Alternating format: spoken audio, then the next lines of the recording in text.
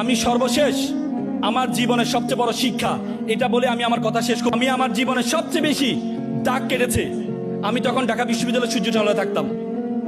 আমি যখন সূর্য টানেলে পড়ি তখন আমাদের একজন নাইট গার্ড ছিলেন, মামা ছিলেন, উনি সারা রাত ধরে নাইট ডিউটি দিতেন। একদিন দেখলাম মামা সকালে পিঠা বিক্রি করছে। তা আমি বললাম, মামা আপনি সারা রাত ধরে নাইট ডিউটি দেন, সকালে পিঠা বিক্রি করে আপনি ঘুমানটা কখন? বলছে, মামা আমার জন্য দোয়া করুন, আমার ছেলেটা এসএসসিতে প্লাস পেয়েছে। আমার ছেলেকে আমি এসএসসিতে প্লাস পেয়ে, যদি এসএসসিতে প্লাস পায় আমার ছেলেকে আমি ঢাকা মেডিকেলে ভর্তি করবো। আমার খুব স্বপ্ন আমার ছেলে ঢাকা মেডিকেলে পড়বে। আমি বললাম ফাইন মামা, ফাইন। তো আমি বললাম মামার ছেলেকে ধর্মকর্ম শিখান। তো বলতে আসলে সময় পায় না, কিন্তু আমার ছেলে ভালো ছেলে। আমি বললাম না, তারপরেও মামা একটু ধর্মকর্ম শিখেন। কিছুদিন যাওয়ার পরে দেখি মামা দুপুরে ফল বিক্রি করছে।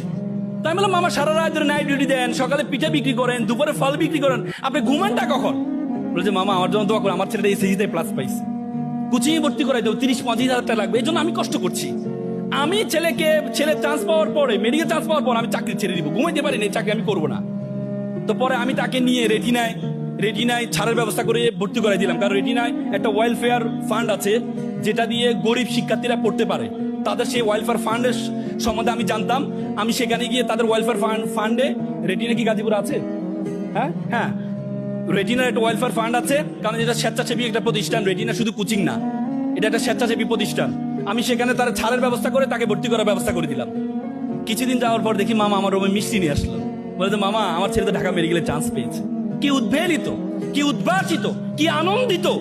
মা সন্তানের আনন্দে মা বাবা এত আনন্দিত হতে পারে আমি কখনো দেখি নাই। কিছুদিন যাওয়ার পরে রাতে 12টার দিকে আমরা মল চত্বরে ব্যায়াম করতে বের হইতাম। তা আমি হল থেকে বের হচ্ছি, এমন সময় দেখছি মামা ডায়াসের দিকে এভাবে তাকিয়ে কান্না করছে। তা আমি বললাম, মামা আপনি কান্না করছেন? আপনার ছেলে ঢাকা মেডিকেলে পড়ে, আপনি কান্না করছেন? মামা আমাকে ক্ষমা করবেন। যে মামা কি হয়েছে? মামা আমাকে ক্ষমা করবেন।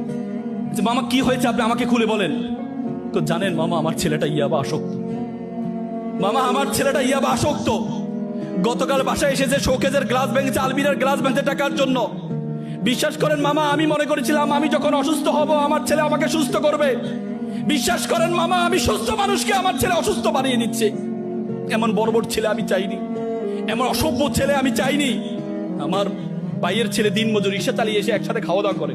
বিশ্বাস করে মামা, 3-4 মাস আমি আমার ছেলের মুখটাও দেখিনি, আমি আমার ছেলের মুখটাও দেখিনি।